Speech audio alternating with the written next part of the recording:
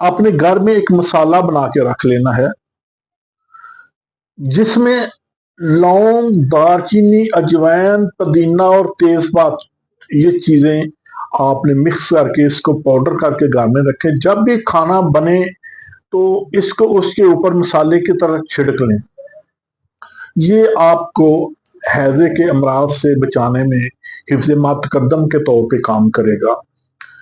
इसके अलावा आप पुदीना और सब्ज़ मिर्च की चटनी बनाएं, उसको दही में मिला के, तो वो रोजाना खाने के बाद इस्तेमाल करें, क्योंकि सब्ज़ मिर्च के जो बीज हैं वो हैजे का बेहतरीन इलाज है। जब तक वो बीज आपके पेट में, आपके मैदे में, आपके आंतों में रहेंगे, उस वक्त तक हैजे का जरासीम आपके जिस्म में ना तो ग्रो कर सकता है, ना ही एक्टिव हो सकता है, बल्कि ये उसको ख़त्म करके तो जिस्म से खारिज कर देती है।